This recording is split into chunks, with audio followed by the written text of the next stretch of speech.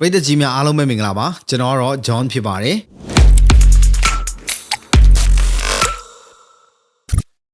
်ခေါင်းစဉ်လေးကတော့အားလုံးမြင်ကြတဲ့အတိုင်းပါပဲကွန်ပျူတာတစ်လုံးဝယ်တော့မယ်ဆိုရင်တိတိထိုက်တဲ့အချက်လေးတွေအကြောင်းပါစက်ပစ္စည်းတစ်ခုခုဝယ်တော့မယ်ဆိုရင်ကျွန်တော်တို့အနေနဲ့အနည်းဆုံးတော့အဲ့ဒီစက်ပစ္စည်းရဲ့အကြောင်းကိုတီးမိခေါင်းပြီးတော့ရှင်းနေသင့်ပါတယ်အထူးသဖြင့်တော့ခက်မီနီးပညာနဲ့တူးတက်နေတဲ့21ရာစုခက်ကြီးတဲမှာကွန်ပျူတာတွေဖုန်းတွေနဲ့အခြား digital ပစ္စည်းတွေအကြောင်းကိုဘ ഹു တုတနည်းငယ်တော့ရှင်းနေသင့်ပါတယ်အဲ့တော့ဒီနေ့ကျွန်တော်ပြောပြပေးသွားမှာကတော့ကွန်ပျူတာတစ်လုံးဝယ်တော့မယ်ဆိုရင်တိတိထိုက်တဲ့အချက်လေးတွေကဘာတွေဖြစ်မလဲဆိုတာပါပဲကဲဒါဆိုရင်တော့စလိုက်အောင်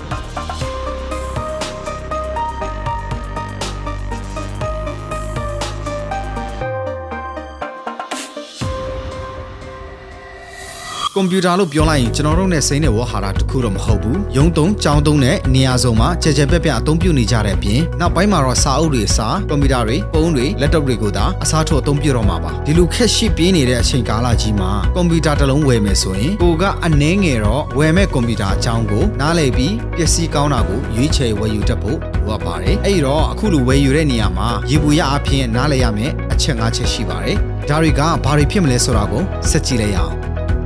နံပါတ်1အနေနဲ့ laptop လား desktop လားဝယ်ယူတက်ရပါမယ်အကြမ်းများအဖြစ်တော့ကွန်ပျူတာဝယ်မယ်ဆိုရင်အထိုင် desktop ရဲ့တည်ဖို့ပြုတ်ဖို့လွယ်တဲ့ laptop ရဲ့လို့နှစ်မျိုးခွဲလို့ရပါတယ်နှစ်ခုစလုံးကတော့ကွန်ပျူတာတွေပါပဲပါဝင်တဲ့စက်ပစ္စည်းတွေလည်းတူတယ်ပေါ်ပါပြီးတော့မှတဲလို့ကောင်းတာနဲ့အိမ်မှာအထိုင်ထားရတာပဲရှိတယ်ဝယ်မဲ့သူတွေအနေနဲ့ကြာအိမ်မှာပဲအငိမ်လေးသုံးမယ်ဆိုရင် desktop ကိုရွေးချယ်တင်ပြီးတော့အပြင်သွားတာတို့ခရီးထွက်တာတို့မှာယူသွားချင်တော့ laptop ကိုရွေးချယ်တင်ပါတယ်ဒီနှစ်ခုကြားမှာအနည်းငယ်ကွာဟချက်လေးတော့ရှိတယ် desktop တွေကတော့ကိုယ်စိတ်ကြိုက်အဆင့်မြင့်လို့ရမယ်အစိတ်ပိုင်းတွေအသက်ထွက်တိုင်းဝယ်လဲလို့ရမယ် laptop ကတော့အဲ့လိုသိအဆင်မပြေပါဘူးတစ်ခါဝယ်ပြီးအစိတ်ပိုင်းတချို့ကိုပဲအဆင့်မြင့်လို့ရမယ်ဒါကြောင့်ကွန်ပျူတာဝယ်မယ်စဉ်းစားခဲ့ရင် laptop လား desktop လားရွေးချယ်တတ်ဖို့လိုပါတယ်နံပါတ်2အနေနဲ့ဘာ CPU သုံးထားလဲသိရမယ် CPU လို့ပြောလိုက်ရင်ကျွန်တော်တို့မျက်လုံးထဲကိုကွန်ပျူတာရဲ့အုံနောက်ကြီးလို့မြင်ရမယ် CPU ရဲ့အရှေ့ကောက်ကတော့ Central Processing Unit လို့ခေါ်ပြီးတော့ကွန်ပျူတာရဲ့လှုပ်ဆောင်ချက်တွေကိုအဓိကထိန်းချုပ်ပေးနေတဲ့ chip ပြားလေးပဲဖြစ်ပါတယ်အုံနောက်လို့တင်စားရတာကတော့လူရဲ့ခန္ဓာကိုယ်မှာအဓိကလိုအပ်တာ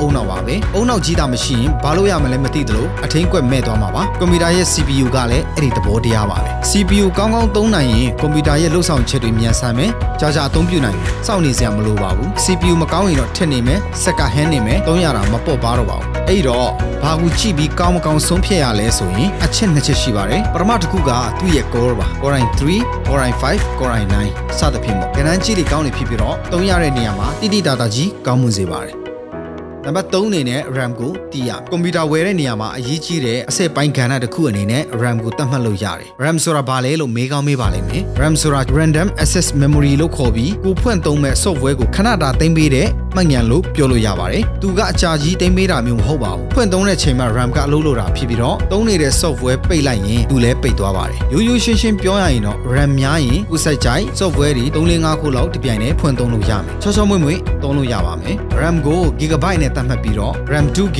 4GB 8GB 16GB အစရှိသဖြင့်စိတ်ကြိုက်အသုံးပြုလို့ရနိုင်ပါတယ်ဒါကြောင့် RAM များလေပိုကောင်းနေဖြစ်တဲ့အတွက်ကြောင့်မလို့ကိုသုံးမဲ့ငွေပမာဏပုံမူတည်ပြီးတော့မှရွေးချယ်ဝယ်ယူတတ်ဖို့လိုပါတယ်နံပါတ်4အနေနဲ့ storage ဘယ်လောက်ပါလဲဆိုတာကိုသိရမယ်ဖုန်းတွေဝယ်ရင်ရင်းနှီးရတဲ့အသုံးလုံးတွေကပါပဲ RAM 6 storage 128GB ဆိုတာမျိုးပေါ့ storage ဆိုတာကဖုန်းမှာထည့်နိုင်တဲ့ဗီဒီယိုတွေဓာတ်ပုံတွေ software တွေတခြားသောလိုအပ်တဲ့အရာတွေကိုအမြဲသိမ်းဆည်းပေးထားမယ့်နေရာတစ်ခုပါကွန်ပျူတာရဲ့ storage ကိုတော့ hard disk HDD နဲ့ SSD solid state drive SSD ဆိုတဲ့နှစ်မျိုးနဲ့သိမ်းဆည်းလို့ရပါတယ်အသုံးများတာကတော့ HDD ပါ 128GB 256GB 512GB 100GB 1TB ပေါ့ပမာဏအနေများပုံမူတည်ပြီးတော့မှဈေးနှုန်းတွေကွာခြားသွားပါတယ် hard disk ကလည်းကွန်ပျူတာရဲ့အရေးပါတဲ့အစိတ်ပိုင်းတစ်ခုဖြစ်ပြီးတော့တီချာရွေးချယ်တတ်ဖို့လိုပါတယ် software အကြီးကြီးတွေဗီဒီယိုတွေများသိမ်းမယ်ဆိုရင်တော့ hard disk မှာ storage ပိုပါတာကိုတီချာပေါက်ရွေးချယ်ရမှာပါ the bigger the better ဆိုသလိုပဲ hard disk ကဏ္ဍကြီးလေပိုကောင်းလေပါပဲနံပါတ်5အနေနဲ့ကတော့ဘာအတွက်သုံးပါလဲ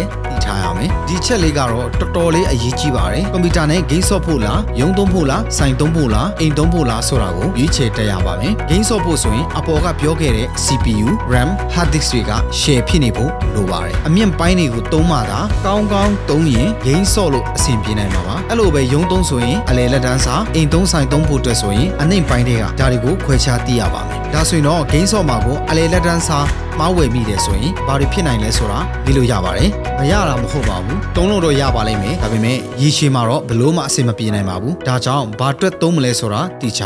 ရွေးချယ်ပါ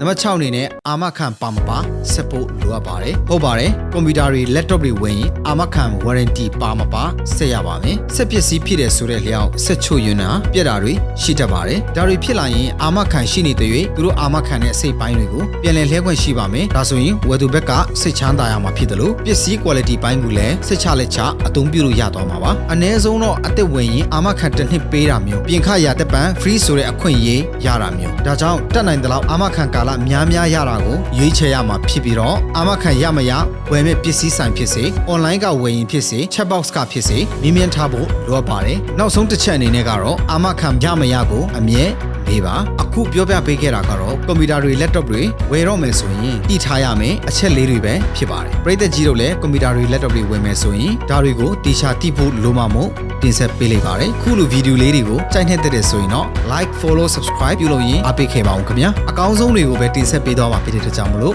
Einstein page လေးကိုစောင့်ကြည့်ဖို့မမေ့နဲ့နော်ကြည့်ရှုအားပေးခဲ့တဲ့သူတွေတိုင်းအားလုံးပဲကျေးဇူးတင်ပါတယ်မတိနားမလဲတာရှိရင် comment မှာဝင်ရောက်ဆွေးနွေးငင်းခုန်သွားလို့ရပါတယ်ခင်ဗျာအားလုံးတာယာတဲ့နေ့ရက်လေးကိုပိုင်ဆိုင်နေပါစေခင်ဗျာအားလုံးစင်ပြေမယ်လို့မျှော်လင့်ပါတယ်အဆင်ပြေပါစေခင်ဗျာ see you in the next video bye